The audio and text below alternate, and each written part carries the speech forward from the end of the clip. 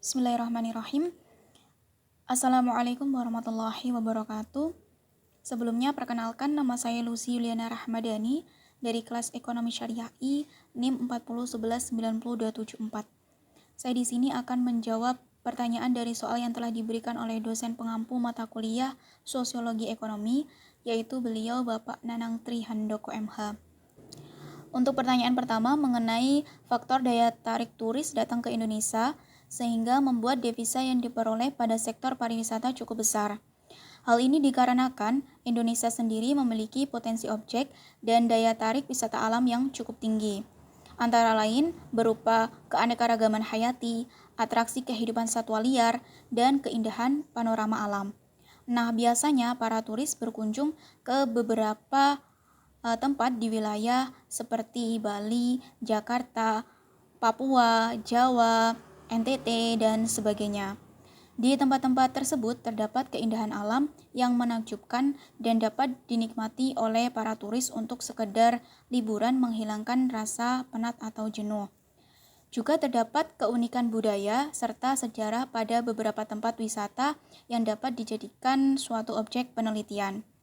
Selain objek wisata alam, Indonesia juga memiliki keanekaragaman dalam segi kuliner, dengan harganya yang bisa terbilang terjangkau sangat murah.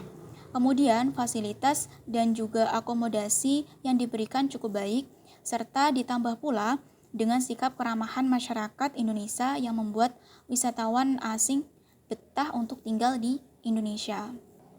Untuk pertanyaan selanjutnya, aktivitas ekonomi yang dipengaruhi oleh faktor-faktor sosial. Yang pertama, produksi. Produksi sendiri adalah kegiatan untuk menghasilkan barang atau jasa. Nah, biasanya kegiatan memproduksi ini bertujuan untuk menambah nilai guna manfaat suatu barang atau jasa. Kemudian, barang yang telah diproduksi ini diperjualbelikan untuk dikonsumsi masyarakat. Yang kedua adalah konsumsi. Konsumsi adalah kegiatan yang dilakukan dengan tujuan menghabiskan nilai guna suatu benda.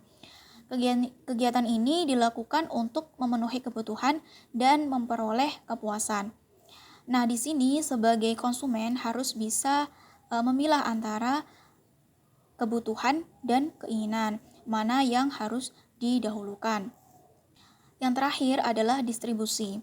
Distribusi adalah kegiatan penyaluran barang dari produsen ke konsumen.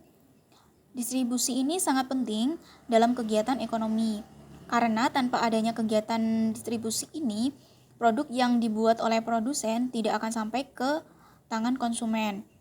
Dan hal inilah yang dapat membuat kerugian terhadap produsen atau pelaku bisnis. Baik, cukup sekian dari saya. Mohon maaf apabila ada kesalahan atau kekurangan dalam menjawab pertanyaan. Terima kasih. Wassalamualaikum warahmatullahi wabarakatuh.